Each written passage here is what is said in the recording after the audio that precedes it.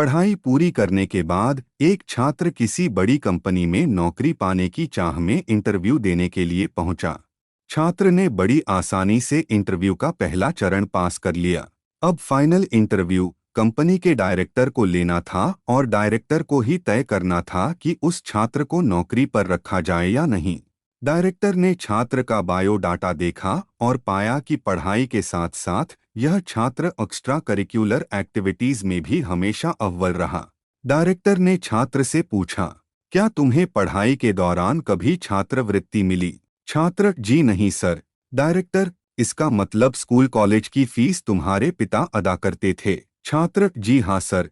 Director, तुम्हारे पिताजी क्या काम करते हैं? छात्र, जी वो लोगों के कपड़े धोते हैं। यह सुनकर कंपनी के डायरेक्टर ने कहा, जरा अपने हाथ तो दिखाना। छात्र के हाथ रेशम की तरह मुलायम और नाजुक थे।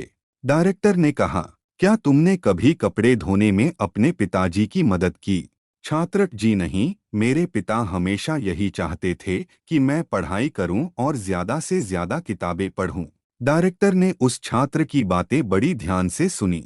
उसकी बातें सुनने के थोड़ी देर बाद डायरेक्टर ने कहा, क्या मैं तुम्हें एक काम कह सकता हूँ?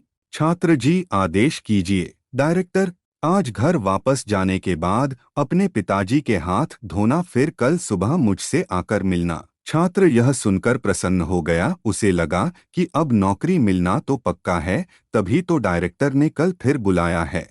छात्र ने घर आकर खुशी खुशी अपने पिता को ये सारी बातें बताईं और अपने हाथ दिखाने को कहा। पिता को थोड़ी हैरानी हुई, लेकिन फिर भी उसने बेटे की इच्छा का मान करते हुए अपने दोनों हाथ उसके हाथों में दे दिए। छात्र ने पिता के हाथों को धीरे धीरे धोना शुरू किया। कुछ देर में ही हाथ धोने के साथ ही उसकी आंखों से आंसू भी झरझर बहने लगे।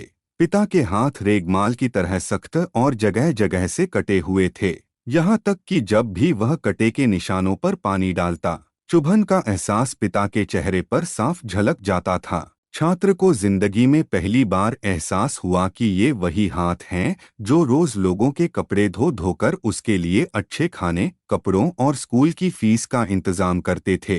पिता के हाथ का हर छाला उसके एकेडमिक करियर की एक एक कामयाबी का सबूत था।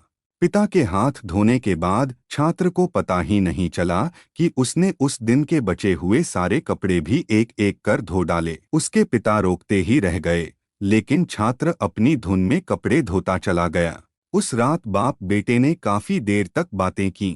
अगली सुबह छात्र फिर नौकरी के लिए कंपनी के डायरेक्टर के ऑफिस में था। डायरेक्टर का सामना करते हुए छात्र की आंखें गीली थीं। डायरेक्टर, तो फिर कैसा रहा कल घर पर? क्या तुम अपना अनुभव मेरे साथ शेयर करना पसंद करोगे? छात्र, जी हाँ सर, कल मैंने जिंदगी का एक वास्तविक अनुभव सीखा।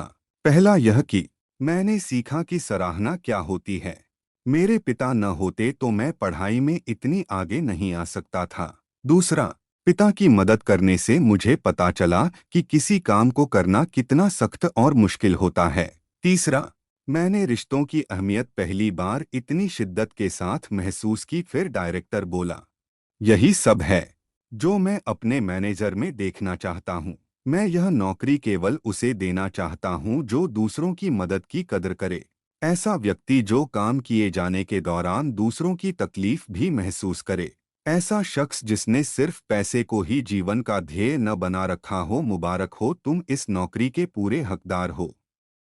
मोरल, आप अपने बच्चों को बड़ा मकान दें, बढ़िया खाना दें, बड़ा टीवी, मोबाइल, कंप्यूटर सब कुछ दें, लेकिन साथ ही अपने बच्चों को यह अनुभव भी हासिल करने दें कि उन्हें पता चले कि घास काटते हुए कैसा लगता है।